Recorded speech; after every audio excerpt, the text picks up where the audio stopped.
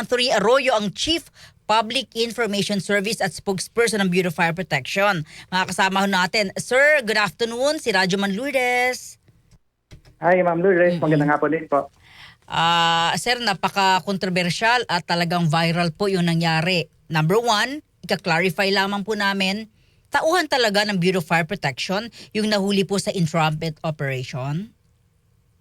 Yung patungkol sa entrapment na nangyari, very recent, no? Yung nangyari sa Slot for sale scheme. Region Opo. 3. Okay. Yes po, ayun po ay kawani ng BFP na nakatalaga sa BFP NCR, isa sa mga district offices. So confirm po na BFP personnel yon at talagang mariin namin kinokondena no, yung mga ganyang gawain. Okay, siya ay taga Metro Manila, dito siya naka-assign.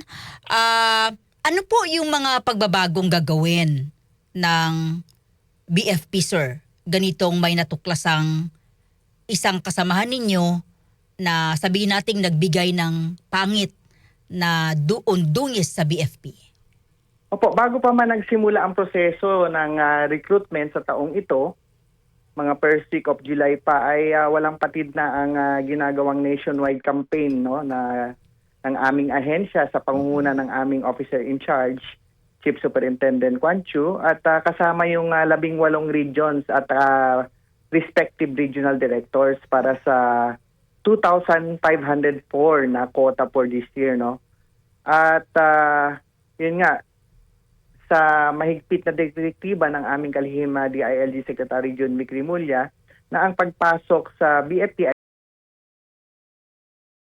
at paulit-ulit naming babala na huwag magpalinlang sa sino mang nag-aalok ng tulong kapalit ng pera. Kaya ito po ay bilang bahagi ng isinulong na extensive reform sa recruitment system, no, para nakadisenyo to strengthen integrity and eliminate opportunities for favoritism, corruption, and other irregularities, ay gumawa rin tayo ng e-hire system. Actually po, nag-introduce tayo ng e-hire system. Ang e-hire system po, yung ating mga aplikante ay isa sa mga historic milestone, no? Dahil first online recruitment portal, yung platform na nag-aalaw ng aplikante mag-apply sa kanilang mga bahay at i-track yung status ng kanilang real-time na status. Hindi na kailangan magbiyahe sa mga respective regional offices nationwide. Additionally, yung system reduce yung financial burdens by removing unnecessary document requirements during sa initial application stage. At yung digital transition minimizes din yung face-to-face na interaction at safeguard sa mga recruitment process against potential influence or corruption. Kaya yun lang, nabalitaan nga natin na nag-message po ang isang kawani ng BFP sa isang aplikante at dahil po sa mga impormasyon na ito, ay malakas po ang loob ng aplikante natin na isumbong agad sa pinakamalapit na stasyon, no? So yun po ay pinagbigay alam to ng aplikante sa pinakamalapit na fire station at ang fire station naman ay pinagbigay alam hanggang sa taas at yung regional director natin doon na si Senior Superintendent ng Region 3 no ay nakipag-ugnayan sa regional director naman ng PNP3 at doon po nagkasa ng entrapment operation. Okay. Sir, sandali, lilinawin ko to ha. Ibig sabihin, yung entrapment operation ay galing mismo sa BFP. Yes po, kami po ay nakipag-ugnayan sa ating counterpart sa PNP para maikasa yung entrapment operation against our hearing personnel. Okay, at least malinaw. Yung gustong hinga ng pera, nagsumbong sa inyo, kayo naman po nakipag-coordinate agad sa PNP para siya ay mahuli. Yes po. So okay. naikasa nga yun, no? At initially ang usapan ay slot for sale na 500 pero ang pakiusap ng aplikante ay initial lang muna ang 300.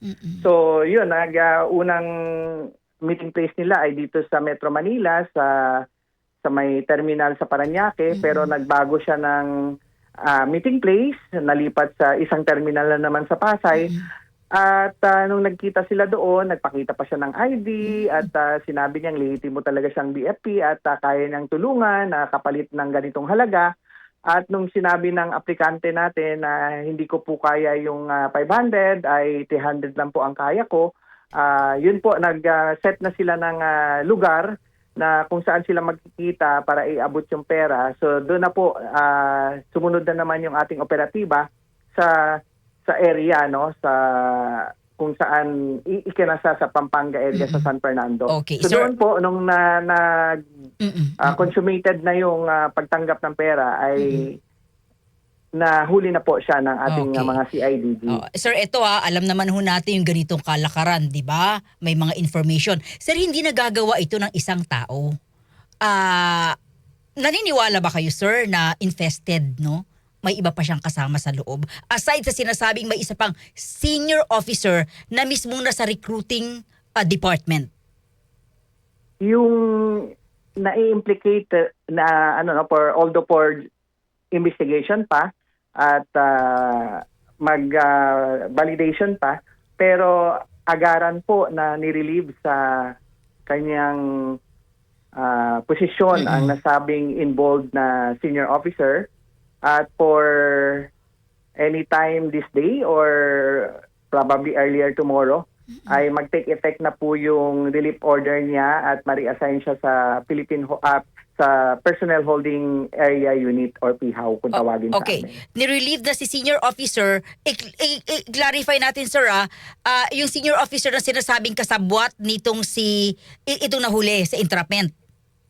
Yes po, yung tinuturo niya. At syempre, subject Okay. for validation pa and for thorough investigation. Kung Kasi- ano man ang makuha natin na salaysay doon na ginagawa ng ating counterpart ng PNP, ay magsasagawa rin kami po ng backtracking, kung ano po ang connection nila, at saka po yung to file the necessary charge sa aming admin case naman. Likewise po sa involved naming personnel na-assign po sa BFP NCR. Okay, so bukas si senior officer na tinuturo ay sa ibang departamento na. Yung nasangkot sa entrapment, ano po ang nasaan na siya ngayon? Relieved ba o ano po? Automatically kasi pag nasa custody or incarcerated ay sa amin naman po ay automatic ay naka-leave siya, no? File siya ng leave at na-endorse na rin po ng aming legal service ang pag-conduct ng administrative case sa BFP NCR naman po kasi doon siya naka-assign.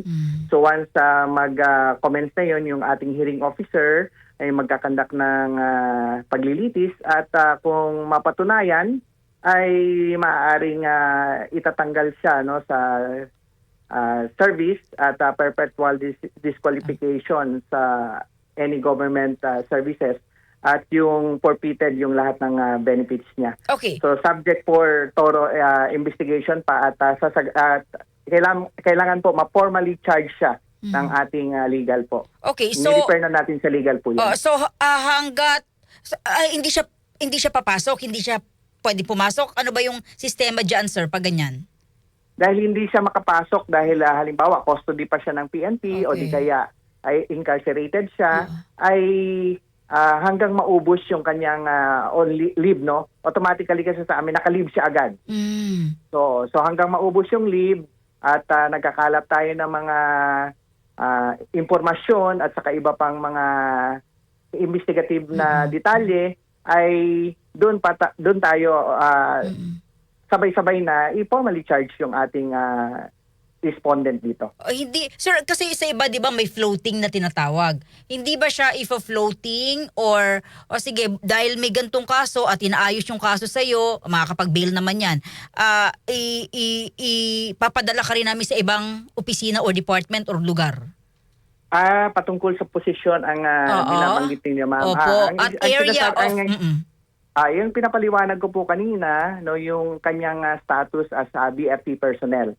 Okay, pero sa posisyon niya, no, so automatic po 'yan since merong ganyang nangyari sa kanya ay administrative action immediately ay ilalagay po siya sa personnel holding area no, Oh, sa okay. ating pihaw kung tawagin. Oo. Sir, ilang taon na siya sa serbisyo? Itong nahuli sa entrapment. I-confirm ko po yan, ma'am, no, pero Matagal ang na. initial kasi SFO1 siya eh. Mga, teka lang, confirm ko lang, mama. Oo, sige po. Ilang Kasi taon sa kung service? 9. Okay, 9 9 years. years! Opo. Sir, kung 9 years, paano kayo nakakasigurong lahat na nakapasok ko dyan in a right process? Come again, ma'am. Lourdes? Kung 9 years po siya sa serbisyo, paano niyo po nasisiguro na yung iba pang mga nakapasok sa BFP ay hindi ho dumaan sa kanya? Isa yan sa ginagawa naming malalim na investigasyon, no? Kung meron pa bang ibang involved na dumaan sa kanya. Kaya po nagbabacktracking tayo, sino po ang naging kausap niya nito, saan siya na-assign, Oo. o saan siya mga department na naging connected, at ano ang ginagawa niyang mga previous na halintulad na sa nangyari sa kasalukuyan. At, At presently, I believe during the conduct of the investigation ng ating kapulisan ay may mga binabanggit siya. So, yun din po ay subject for validation lahat ng binabanggit niya. So, to validate yung kanyang mga statement kung talagang totoo na may mga ganitong involved na mga personnel. at kung meron pong dumaan sa kanya na nakapasok sa BFP, naging empleyado, ano po ang sanction doon sa mga nabiktima niya rin? Yun po ang pinag-uusapan, ni-refer namin sa aming legal service para talagang pag-aralan nila, no?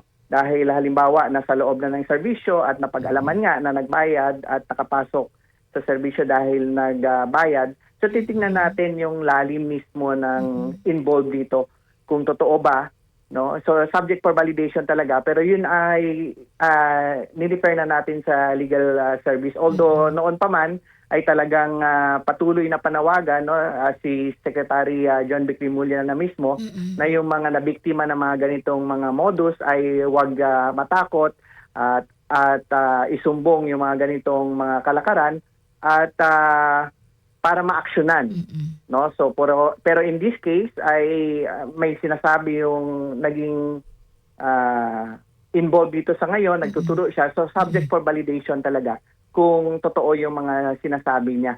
Oo. So, kailangan talaga i-refer namin sa legal service namin din kung ano ang pwedeng mga legal remedy at repercussion. Although, pag-aaralan din talaga ng mga investigation kung yung proseso ng pagpasok ng mga binabanggit niya. Sir, gaano ba kahirap pumasok sa BFP? Bakit kinakailangan magkaroon ho ng ganitong scam yung ilang mga empleyado? Ang regular quota kasi taon-taon ay nasa 2,000, no? Ang karagdagan diyan, yung attrition quota, part po ito ng modernization na ginagawa ng BFP, no? Karagdagang manpower, so yearly may 2,000 plus yung attrition. So nagkataon yung attrition ngayon ay nasa 504, kaya total of 2,504. So madalas po ang nag-take ng exam, ng written exam ay umaabot ng 20 to 30,000 for this year alone.